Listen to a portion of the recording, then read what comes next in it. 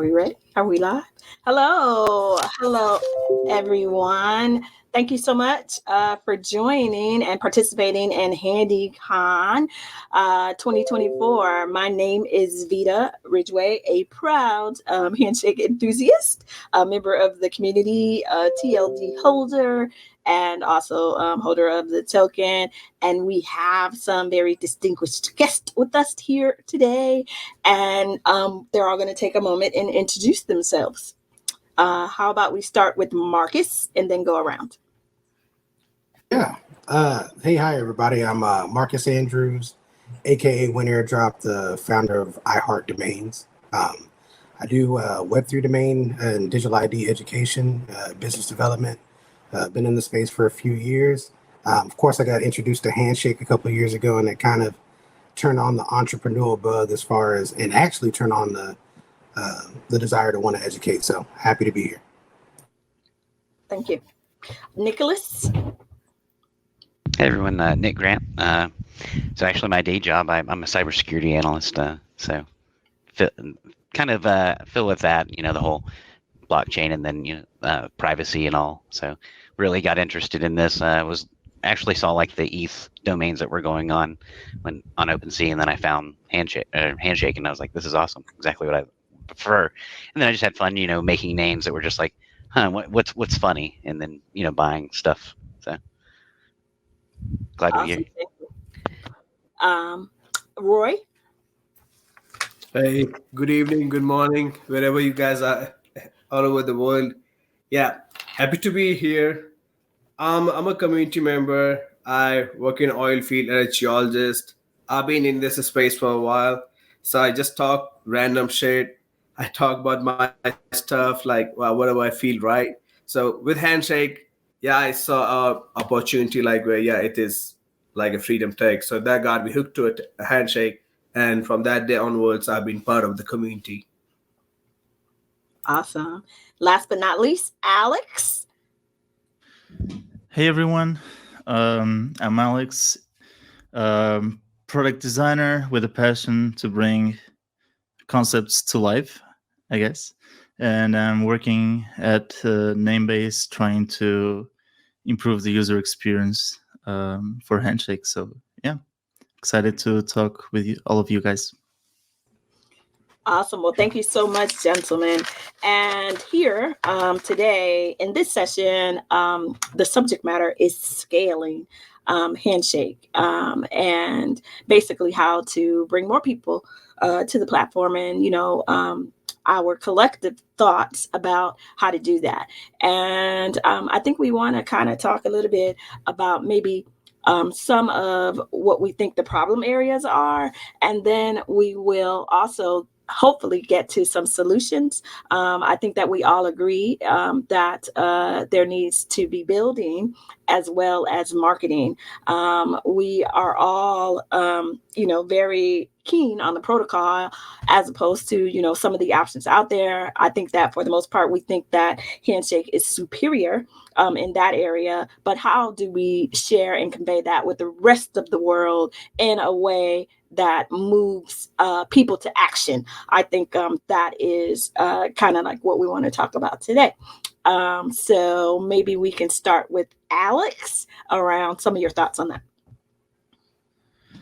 Sure. So I think that we do need more utility for Handshake. This means more ways to use the names, more applications, more day-to-day use cases.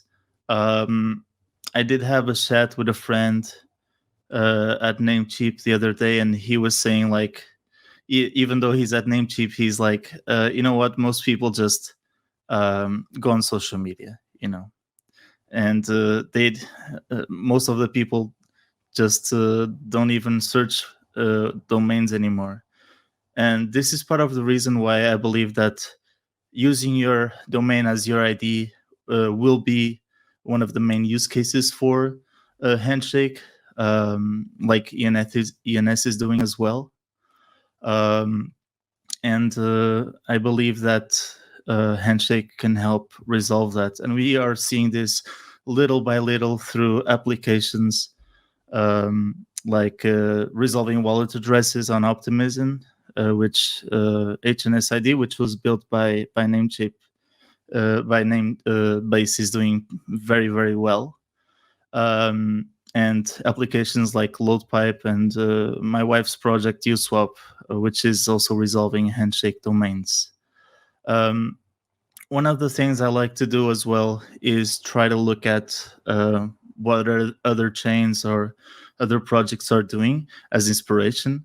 And .eth really stands out to me just because they're really strong in terms of not only the marketing they do with partners, but also they do have adoption a lot more than we do right now. And I think it would be interesting if we could somehow, as a community or as a group of individuals, try to do a bigger bet on marketing, getting Handshake out there more and more. And we do this in two ways. We do this by saying, hey, Handshake works on this tab this way. You can use it as your ID for, I don't know, Forecaster or Blue Sky, for example, is a great example, and Noster as well. Yeah, and really try to focus on building utility and spread the word out as much as we can. Yeah. Awesome. Thank you so much for that answer. I'd like to ask if anyone wanted to chime in on anything Alex had to say, but in addition to that, he mentioned ENS domains. And I'd like to, if someone could compare and contrast ENS for some of the people who may be new to the protocol and do not know the differences between the important differences between the two. And then my other question with regard to that, because they do a great job of marketing and they have a big community, I have some thoughts around that. I think that, a lot of that had to do with the whole NFT, boom a couple years ago, and, ETH being, a big part of that. And so in terms of adoption, it just helped. But I'm wondering if it is more style over substance as it compares to HNS. And what do you guys think about the utility between the two? Anybody could chime in on that. I guess I'll go ahead and chime in because there's a lot more to it than just the utility on the surface. I think a lot of us look at protocols and we look at the utility ours has and the utility the other has and says ours is better, and so everyone should adopt us and not the other. ENS has a culture. And so there's two ways to answer your question. There is actual technical differences. And if I don't draw everybody out with the other difference, I'll get to that. But the cultural difference, I just left ETH Denver, I think, what was it, like a week ago or something like that? Can't even remember. But one of the things that I noticed out there, in not only this year, but last year, is that not only are all the platforms developing with ENS, but the developer culture in crypto, I guess it's just super easy to develop with ENS. So they go there first. Not only that, but from a trust perspective, like we live in an age where there's bots, where there's we're trying to do human verification, all that kind of stuff. There's actually a trust factor associated with .eth, believe it or not, as opposed to any other TLD. People will tell you straight up, if you have a .eth, I don't think you're a scammer, and if you have something else, you might be. So that's from the culture perspective. On the technical side, I mean, the first obvious differences was before HNS-ID, ENS domain names were NFTs, handshakes weren't, right? ENS NFTs work in the EVM system and resolve there, handshakes don't. I mean, that's something that's changed now with the with HNS-ID and Optimism and all that, but that's kind of what the technical difference was at that point. So hopefully I answered that question. I'm on mute. Sorry. Yeah. Okay. Roy and Nicholas, do you have any thoughts or any comments that you'd like to add to any of that? Now, .eth has its own community of developers. They are pioneers. Obviously, they will have bigger ecosystem. So, yeah, people have preference over ETH when it comes to wallet names. No joke, no doubt about it. But yeah, we also getting there. We just getting started. Awesome. Nicholas, do Yeah. you care to chime in? Yeah, I was gonna say I feel like we are getting there. I think I see a lot of new faces. So it's exciting. Well, that's awesome. So earlier today, when I was listening to the session with Andrew uh, Lee and his presentation, which was very intriguing and interesting, and really kind of opened my eyes a little bit more about the whole thought process around Handshake and the possibilities and the reason for it, and especially and the importance of it, and especially in the current climate that we're in terms of the political climate, and even in terms of the shift with everything shifting to digital and digital IDs and the digital dollar and all of that, and the importance of it. So although we talk about marketing and we know that that's an issue and it's something that we will need to scale, I'm curious to know if you think that it is better or maybe even prudent to operate in terms of building almost like in a stealth mode, because it is kind of a superior product, so that we're strong and solid by the time we really need to market, and therefore may be able to avoid some of the pitfalls or some of the bigger companies coming in, like he was talking about, and trying to maybe quash some of this. So just I was a little that just popped in my head when he was speaking about that. Did anybody else catch that session, or what do you think?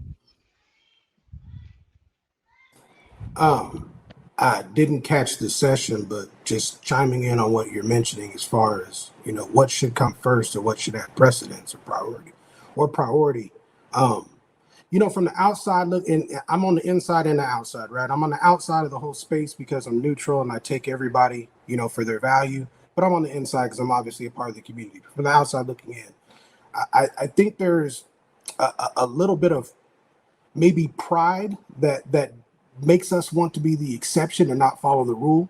So and what I mean by that is when you look at the rule for most successful businesses do place an extremely heavy emphasis on marketing.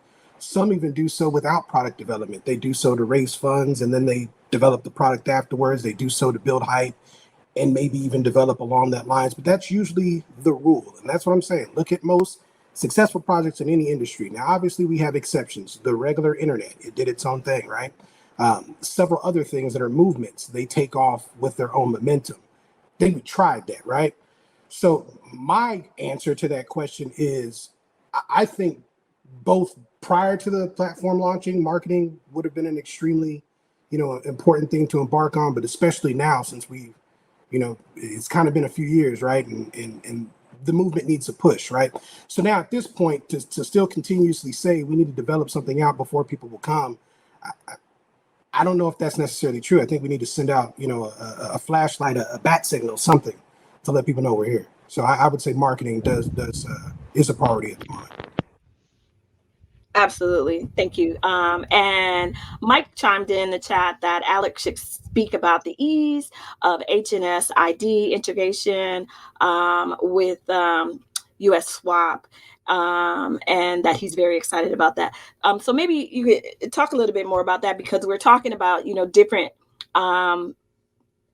ways to get people excited about coming to the community, and something that has real utility that would act as an impetus, or a catalyst to do that. And quite possibly NFT resumes could be something to do that would help in that effort, because it is something that pretty much everyone needs. And if this is like, one of the things that we as a community could all get around in terms of marketing, it might actually, be the fuel that we need. So yes, we can hear you. Okay, my screen froze for a second. Yeah, I just saw Mike's comment. Days of HNS ID integration. Yeah, so actually, this first of all, HNS is an amazing project that I was glad to be and am glad to be a part of. In terms of the ease of integration, big shout out to Sam and Aaron, because they really did an excellent documentation, which simply allows you to go there and understand how to integrate it. It's not that complex at all.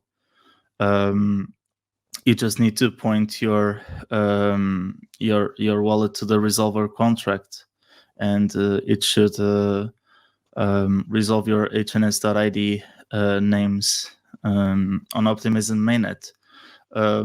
Yeah, I mean, this is all online. Anybody can go see the documentation for the integration. In case of Uswap, I just pointed the developers working with my wife's project to the documentation. They were able to figure out on their own. So if you need help looking for the right place in the documentation for integration, I'm happy to point you to the right direction as well, because I think it's built so well that it's easy to implement in any project that wants to resolve Handshake names. In regards to what you were saying earlier, Marcus, around the trust of .eth, excellent point. I feel the same. I felt the same when, and still do, kind of, with .coms, and yeah, I think that having too many TLDs might seem confusing, but also the reason why I like Handshake as well, because we can be super original with the names we pick to use, right? So, for example, Superlink, I could have alex.neto, or I can use the name I already own, alexneto.alexneto. And that's my idea. It's identifiable for me, and I think that for scaling HNS for mass adoption, and this is one of the reasons why I like the talk of Web 2.0, which in my vision is basically bridging people from Web 2 to Web 3, which is not easy, by the way. And imagine if you could just log in with your domain name, or something that passkeys are also trying to do as well, for sure. In terms of the HNSID, resolving HNSID domains, yeah, send me a DM and I'll point you to the documentation. It's right there for everybody. Okay, awesome. Well, somebody mentioned that random dead chick coins have more attention than Handshake, and I would ask, why do you think that is? It's probably because, again, of the community that they've built around it, and it's, again, probably more style over substance, meaning that there's a lot of people active in terms of creating memes, and of course it's about pumping whatever the coin is and trying to make money. But with regard to Handshake and the whole concept and ethos behind it, I think that there's more of a long game and playing more probably serious people who are interested in really building and the utility of the protocol. So in terms of marketing and scaling, I think the question is, how do we merge the two? How do we bridge the gap? What could be the catalyst for creating that sort of activity and excitement that, say, like a shitcoin has, like Pepe or Pork right now, that's all over Twitter, and apply that to Handshake. And Marcus, looks like you had your hand raised. I look like I'm itching to answer the question, right? What I was going to say, hold on, I actually lost my train of thought right now on the answer. Now I get it. The value proposition on a shitcoin, for lack of a better term, is easily communicatable to the person. It's easy to understand for the person that's entering the ecosystem. I invest in something, price goes up, I cash it, I leave. The value prop is I make money. The thing with domains is it's a lot different because now I got to learn stuff. And I don't think, we all share the same problem. .eth has a little bit of an advantage because there's liquidity. So that same value prop is there. Most people are buying the domains because they see that pot of liquidity that they think they can dump into. Unfortunately, they're finding out that most can't, but that's the value prop, right? There's liquidity, so I should invest in these as opposed to these. But the same problem that they have and the same problem that everyone else has is, well, just like you can explain the value of investing in a shitcoin super easy, you can't explain the value of a domain name to people who aren't in this ecosystem. So we have adoption within our bubble. Everyone uses domains pretty much within the crypto ecosystem. They may not be using your platform, but they use one platform or another. We've achieved adoption in the developer and the nerd circle that we exist in. And that's the fact. To get outside of that circle, we have to create a value proposition that means something to somebody who's not a nerd and not a techie, doesn't want to build a website.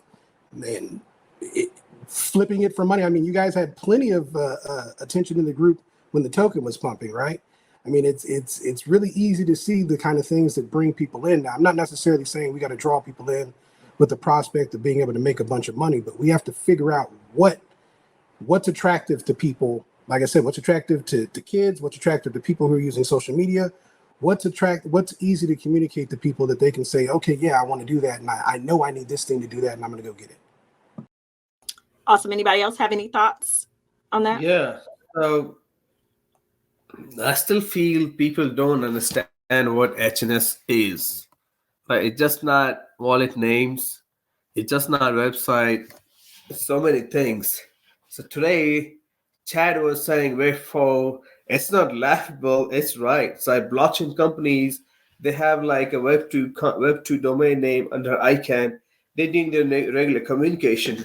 But at the same time, they can use HNS to spin up their private communication. Like, there is no leak, there is no server, nobody is listening my communication. So that is one use always, any day, every day. But just people are not aware of it. We don't need to build more stuff for that thing.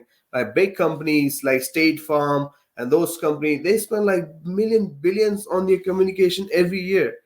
If they find out something like that, some like you're asking something to build, somebody should come up with a service. Hey, you come up, we spin up a handshake communication for you. This will be like the best thing we can build. So I feel people are not educated. At the same time, we as the community member, we are not breaking it down into smaller parts so that we can build a successful, happy bridge. Because I don't see people why they don't understand Bitcoin. People in the beginning, they were like, hey, I don't want to download wallet, I don't want to do whatever, but they did eventually, right? So the same thing is with Handshake. We are late. Yeah, it's been 4 years, but the story has not changed. The story is the same. Okay, awesome. Well, so we all agree that we need marketing, utility, and building in tandem, all together at the same time. Last year, everyone was excited, and after HandyCon, we actually got off to a good start in terms of starting to do some marketing meetings. I think we started doing it like every 2 weeks or whatever, and then it kind of fell off. So, I would like to propose that in terms of marketing and in the backstage, we were talking a little bit, about the Telegram group that we have in terms of marketing, and the fact that also that all of that has kind of fallen off. And I think that people work in silos, and we are aware of some of the things that people are doing, but probably not enough to the point that we are actually actively using. Because we say we want people to build, but when people build, if we're not using or making use of the things that they build, then people are not going to do it anymore. So I would like to propose, that we find a way to get active and get organized with regard to marketing. And I know that, some of that requires budgets for some things maybe, but we can start off even with thinking about ways to raise money in terms of marketing and what we could use to do that, as well as just pooling our resources in the community and maybe coming up with an idea that kind of again bridges the gap between us, Handshake, and the rest of the Web3 community, because even within the Web3 community, there is not much awareness about Handshake as compared to some of the other platforms. And I think that has, everything to do with marketing. And yeah, so the nerd circle I think was accurate, because here you have a bunch of people who are more interested in the serious things versus the superficial things, and we actually have to do both. Yeah, I was going to say too, like, I mean, obviously, like paid marketing, creating teams and all that, like that would help, right? But even individually, I mean, if you look at other communities, you look at ENS, there's at least a dozen people and probably another dozen I don't even know that hold weekly spaces just bullish on ENS and trying to onboard people in their community. Free Name holds spaces, Unstoppable holds spaces. Almost every naming system is holding spaces. They're doing Twitter marketing. They're doing the free things, in order to drive adoption in the community, in addition to, whatever paid efforts that they have. So even that, like all the community members that we have here, I don't know if like everybody's just shy or not, but if you're not already, if you don't already have a platform where you're bringing people in, start one for free. And then also for the people who don't want to get on a screen or don't want to get on a Twitter space, if you're just a dev, maybe one thing that would help is developing for things that are already popular. So Alex mentioned Warpcast, and I'm probably the most bullish person on the planet right now about Warpcast. I've been on that thing all day, every day. There's Warpcast is going to do a lot for the adoption of Web3. It's kind of like the best blend of UI, right? It's crypto, but it's also the UI of social media. Right now, they've integrated ENS, of course. And of course, people are using their ENS handles with pride. But if someone can develop and maybe contact Dan or something at Warpcast and get them to integrate HNS, or if it already works, I know HNS ID probably works because it resolves, but I'm talking about like the straight up / and whatever it is. I mean, that's an integration that as they continue to grow, people will see that you're an integration and will adopt it with it. Again, creating a use case that a normal person would want. I'm going to play on the social media app. I don't even know I'm messing with crypto. Oh, I can get a domain name or a username that I own. I can use either .eth or I can use Handshake. Oh, well, with this one, I have to use a dot. With this one, I could be a .me. That's what I'm saying. Some of those type of integrations might make the path to adoption a little bit easier. Yeah, I agree. 100%. Kind of like spoon feeding people and having them do a thing without even know they're doing a thing. And then once they do the thing, then you bring them along slowly to the greater thing, or the greater cause, or whatever. But aligning ourselves with projects like that, also, I do think that it requires more of a concerted effort in terms of marketing and maybe us as a community, since, the platform was built like that for, community governments to identify some folks, identify maybe some projects that we want to align in, and then identify folks who will go out and try to broker, those deals, or, talk to people about how to integrate, Handshake as an ID for some of those, platforms, because I do believe that is the easiest, thing for people to understand, especially, like you said, in terms of gaming and stuff like that. Like my kids,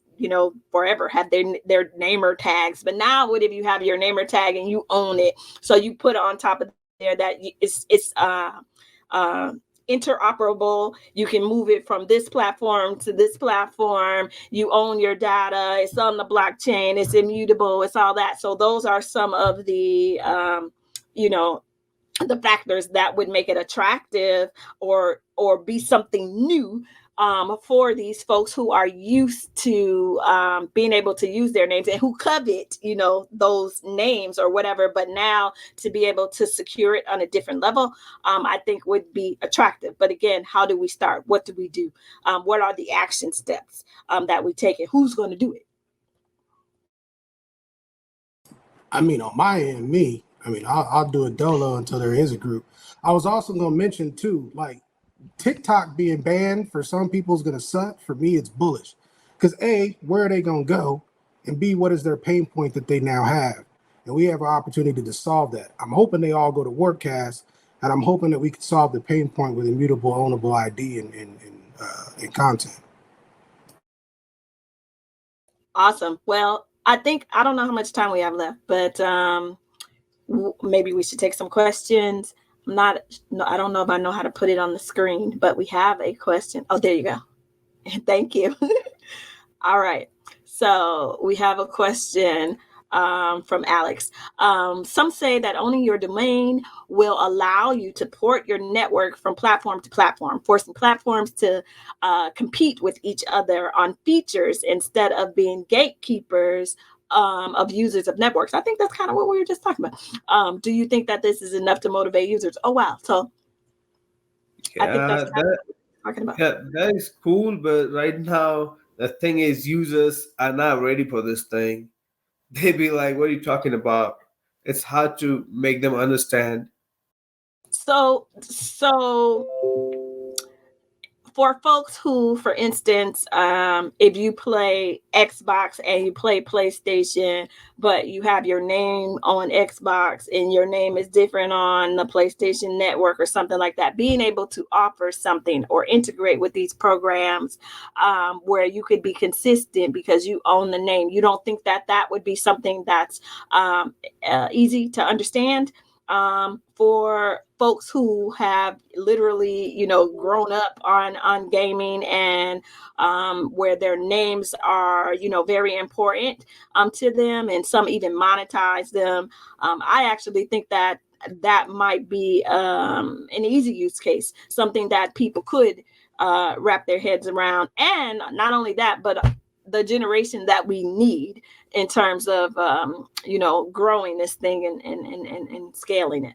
So those are just my own your ID. That's the right short way of putting it. That's one of the selling proposition of Handshake. Like you own your ID. Okay, so then we agree. So next question. Is there any news on meeting or calls for marketing team on the Telegram to work on this? I think that's what we're talking about, and maybe that was what we want to organize. I heard something about Ring last night and etc. So maybe after HandyCon 2024, Mike mentioned that we kind of got off track with the marketing meetings because of activity around the hard fork. And then, of course, we just had the happening and everyone was focused on that. So maybe now, since both of those events are over, that we can get back focused on some marketing and having some marketing meetings and coming up with some action plans to do some things. So great question and great suggestion. Yeah, Miguel, if you have any ideas you would like to share, just get into the networking booths and let's discuss it. Doesn't need to be after HandyCon. Why not? And just wanted to say, Alex, thank you for your question. I've actually been thinking about this, and it will be interesting if platforms that just use your domain for your ID and not just or just as your ID and not your ID and then minting or having to buy something with that chain. It would be interesting to see wallets and dApps resolve on multi-chain, so we could have an opportunity to be within the the web community, right? So you would see .eth, .hns, .coms all in the same place, and I think that would be interesting to see. So resolving wallet resolving multi-chains would be something interesting. Yeah. Well, awesome. I think that might be our time. Are we ending at 8:30? Is that our time? Yeah, about that. Yeah, 4 minutes. So we have 4 minutes. Okay. So another question. Chris Neal asks, would everyone mind sharing what they believe the HNS target audience is? And age, demographic, geographic location, etc. Well, I'll go first. I think it's multi-pronged approach. I think that depending on what it's being used for. So, for instance, with what Alex and his wife is building, I think that's one demo. With regard to what we're talking about that Marcus mentioned, I think that's another demo. Gaming, I think those are two completely different audiences, and I think that you need different strategies to reach those different audiences. So it does not have to be a universal appeal or one thing or one fits all kind of concept. I think that we have to come up with different things depending on what it is. And anybody else want to chime in on that? Feel free. I think it's it's as you mentioned, it's multi-pronged, and it's everyone, right? Which makes it hard because you want to get everyone on board. Especially as we start talking about proof of personhood and other things that we can do with this in the future. I think that it's everyone, so it's difficult. Yeah, I would say that we want to appeal to everyone, and everyone seems like the best answer. However, sometimes it's good to understand that you are niched and to focus on that niche, because sometimes you'll have a lot more success that way. I think that Handshake personally appeals more towards the developer community than it probably ever will towards the general masses, and I think that group is still a humongous group. There's a lot of opportunity in that group. There's a lot of people you could just have the simple conversation of, bro, you're smarter than that. Why are you using that when there's this? So there's a full path forward to forge ahead that way, instead of trying to force like a round peg in a square hole, I think. Okay, awesome. And next question. Oh, did somebody else want to say something? No, I was going to say I agree. It's great to be able to have the actual focus points, though, and then but devs are really what are attracted to HNS a lot still right now, I think. Mm-hmm. Okay, and the next question: can we create a public media to share projects and expositions? I think that I asked this question on the last Twitter talk. It's the Shake. Mm-hmm. And so we already have something that exists, right? Again, goes to the point that we need to know what's available and start using it. So again, some of the things that we can talk about possibly as we get organized in terms of marketing, because being able to use some of these products and then create testimonials is a way to, share with the broader community just about our experience with the different things, and hopefully be able to entice other people to use these services. So I have to do a better job about that. With that, in terms of making sure that I am not just talking the talk, but walking the walk, and actually making use of some of the things that people have built and implementing it into, every day. Alrighty. Well, do we have any other questions? Yes, the next I think question. that's it. Thanks, everybody. Yeah. Thanks, everyone. Thank you, everybody. Bye. Okay, yes, because we're ending now. Thank you guys for joining us, and be sure to stay around for the rest of the sessions today and tomorrow. Thank you so much for having me and all of us. And until next time.